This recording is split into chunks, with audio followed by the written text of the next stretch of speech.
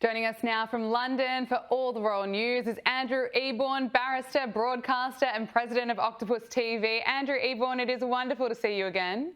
Lovely to see you as always, Gabriella.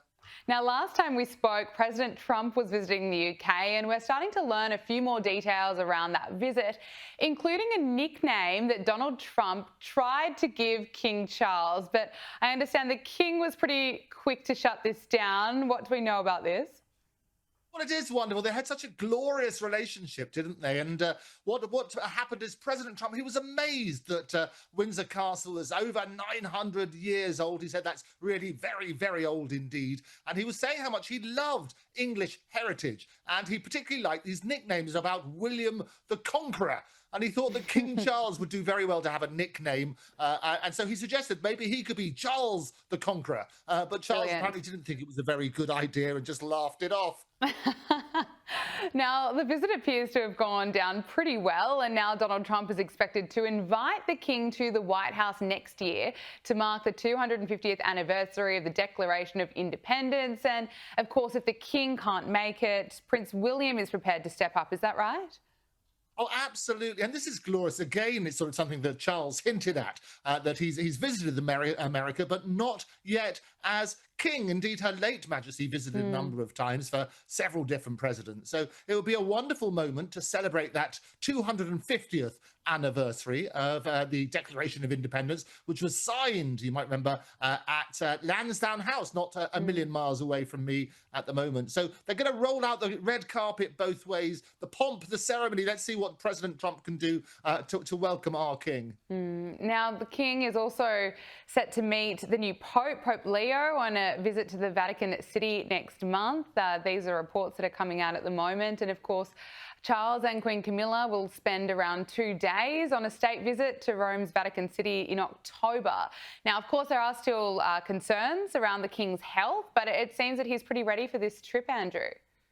Oh, he certainly is ready. Papa meets Papa, because apparently Papa is what the royal children call King Charles, so it works well on that sort of basis. Now, he's obviously had 19 months of cancer treatment, so people are worried about him going on these visits. But you might recall, Gabriella, that he was supposed to have a basic visit to the Pope, a state visit to the Pope in April. But that was postponed due to Pope Francis' ill health, and they had a sort of private meeting, Camilla and Charles did, to basically celebrate their 20th anniversary. And just a few days afterwards, on the 21st of April, that the Pope sadly died.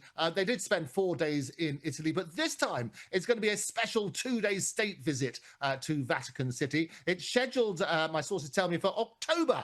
It will be their sole foreign visit this autumn. And Pope Leo the 14th, rather, he's the first pope, as you know, born in the US, and it's going to be an interesting visit. We'll see what happens. Yes, so we're following it closely. Now, we have to get to Harry and Meghan. We can't do a royal segment without talking about what they're up to. And of course, we'll never forget, you know, there have been so many cringe moments when we're looking at Meghan Markle and all her TV appearances. But of course, when Meghan told the cameras that she didn't know she was supposed to curtsy for the Queen, and she reenacted this whole scene, and it was just unbelievably cringe. And we all kind of looked to Harry's expression, and he did seem very uncomfortable. And Andrew, now a body language expert has actually weighed in, you know, assessing that kind of dynamic.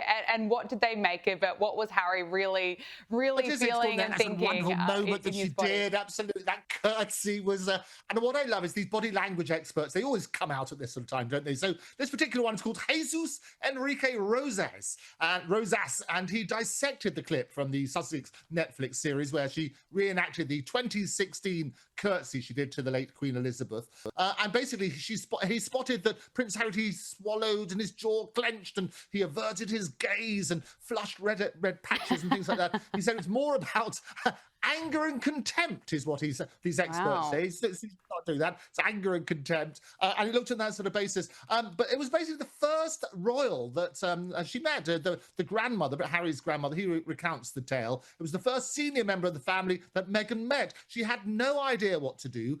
So it was a bit of a shock to the system for her. How do you explain to bow to your grandmother, is what Harry said. And then you need to curtsy, is what he said, which is especially weird to an American.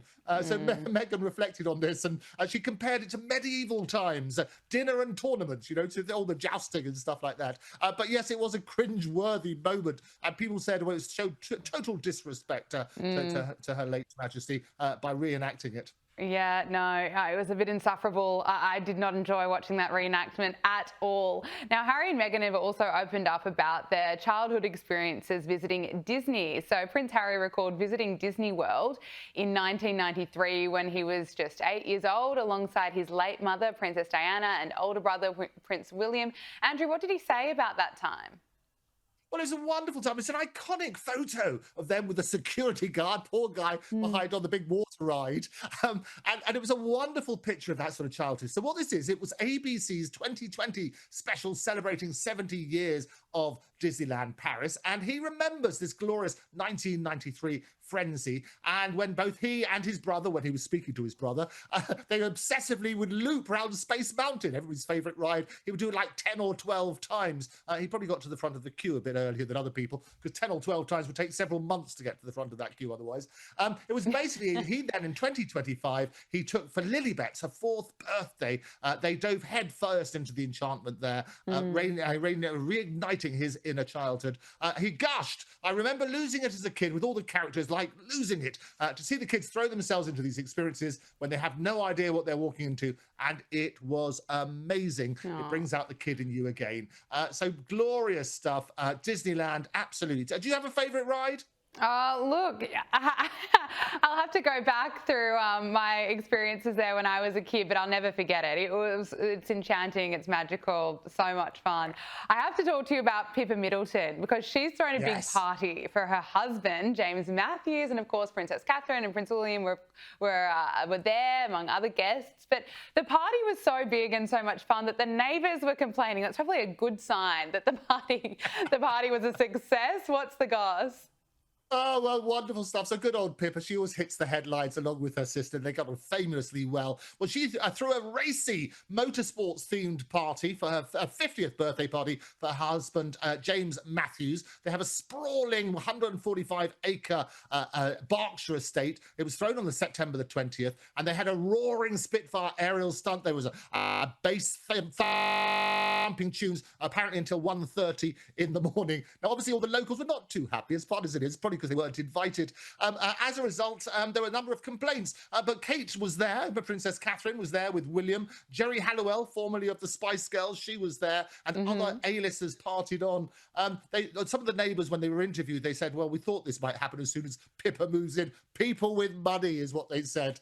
So as soon as that sort of happens, they had one of those neighbourhood disputes you don't want to talk about, but it's royal revelry gone rogue. Yes, maybe they're upset they didn't get an invitation. But finally, before I let you go, 7 charities have severed ties with Fergie. Now, this is after an email resurfaced in which she described Jeffrey Epstein as her supreme friend and appeared to apologise for criticising him publicly. But 7 charities, Andrew, that's it's not a small number. Well, yes, including the Teenage Cancer Trust, a charity she supported for 35 years. What this is, Gabrielle, it goes back to her admission in 2011 that she accepted money from Epstein to help her settle a personal debt. That she owed about 15 grand, or she owed actually 78 grand, and Epstein gave her 15 grand. She said it was a gigantic error of judgment, and she talked at the time to a paper over here saying, I abhor paedophilia and any sexual abuse of children. I know that it was a gigantic error on my behalf. Apparently, and it's just broken the last few hours, there was a very threatening phone call in a Hannibal Lecter type voice from Epstein, said, we're going to ruin your family,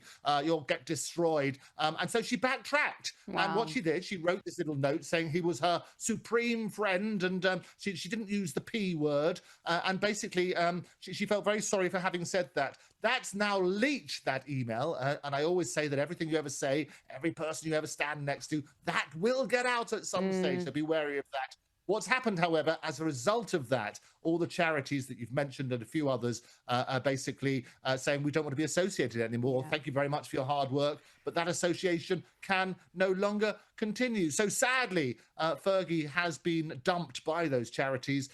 There's more and more scandals. She's been hit with scandals. You might remember the toe sucking that happened a number of years ago. There was a £500,000 bribe, apparently, to get access to Prince Andrew, and many, many more different scandals. So Fergie, sadly, is no more, and in terms of that side for those charities. Andrew Eborn, thank you so much for your time. It is always wonderful to speak with you here on Power Hour. We really appreciate it. It's lovely to see you. Look forward to seeing you next time. And that is Power Hour. Thank you for your company. We'll see you tomorrow. Make sure you subscribe to Sky News Australia on YouTube.